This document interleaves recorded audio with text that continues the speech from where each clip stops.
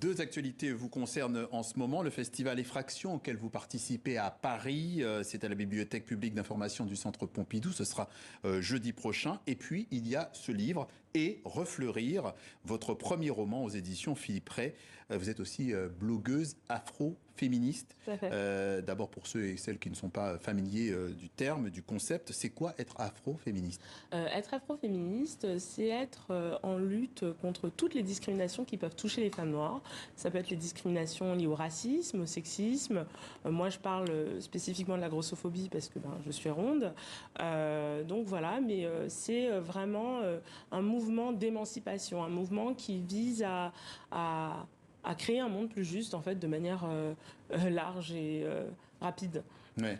L'intersectionnalité, vous avez parlé aussi de grossophobie, on va y revenir, mais on évoque ce premier roman et Refleurir avec ce personnage d'Andoun. On parle d'une femme lumineuse, née dans les années 50-1950, qui se bat depuis qu'elle est toute petite pour qu'on n'éteigne pas sa lumière.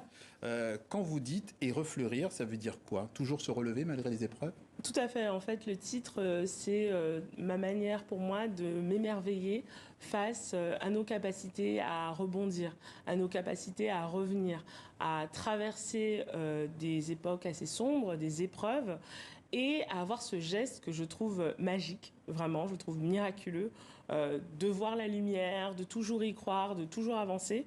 Je sais que certains diraient la résilience, mais je trouve que la résilience, enfin comme mot, je trouve que c'est trop faible pour exprimer la magie que ça demande de pouvoir continuer à croire, en fait.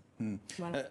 Vous êtes poétesse, oui. La poésie traverse ce livre de bout en bout.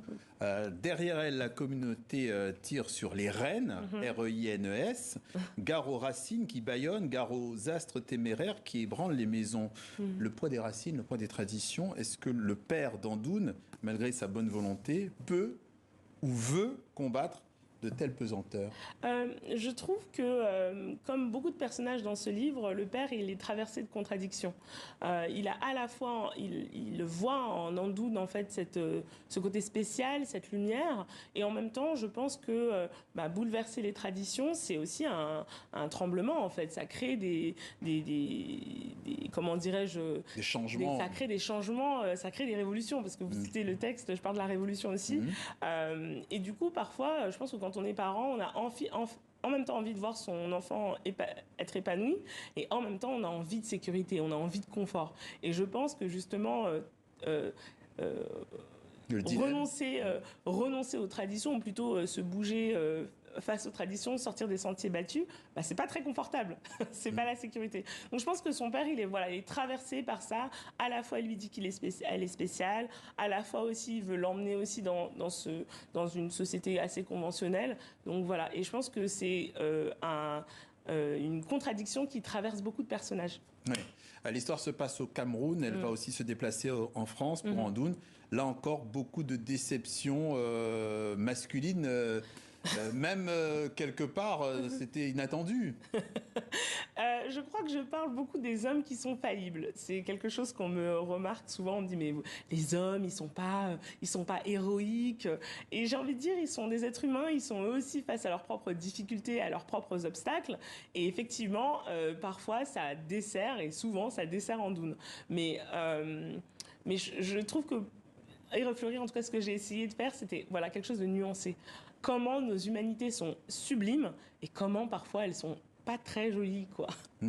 Ces phrases fortes, je ne me laisserai pas écraser, pas mourir, veuve ou non, car la vie, ça vaut le coup, Andoun, ça vaut le coup, et dans la vie, rien n'est plus beau, rien n'est plus doux que la liberté. La quête de la liberté, même avec un enfant sous le bras. C'est ça le rêve que poursuit Andoun? Oui, tout à fait. J'ai même envie de dire avec un enfant sous le bras, grâce à l'enfant sous le bras, parce que je pense que la fille d'Andoun l'ancre. En fait, c'est aussi une manière pour elle de se rappeler que elle a le droit à plus, et elle a le droit à plus avec sa fille, pour sa fille, en fait. Des responsabilités aussi, quoi. Tout à fait, évidemment, il y a des responsabilités, mais je crois que mon personnage et le personnage, la personne qui inspire ce personnage, voit plus Andoun comme une encre, comme une inspiration, comme la sève, finalement, que comme une responsabilité en tant que telle, une responsabilité dans un sens négatif. On comprend que ce personnage est inspiré de votre famille, elle est en avance sur son temps, en tout cas elle n'est pas en adéquation avec son époque. Elle subit quand même les aléas de l'époque.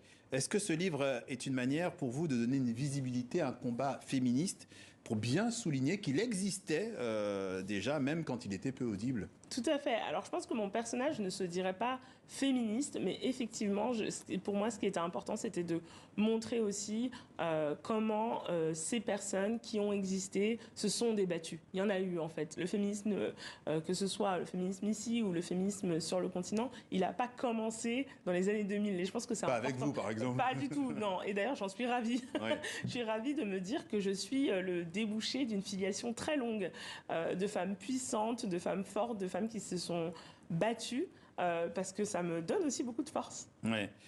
Et Refleurir, votre premier roman aux éditions Philippe Ray, la poétesse qui est mise, c'était notre invitée. Merci, d'être passé par le journal de TV5 Monde. Merci beaucoup.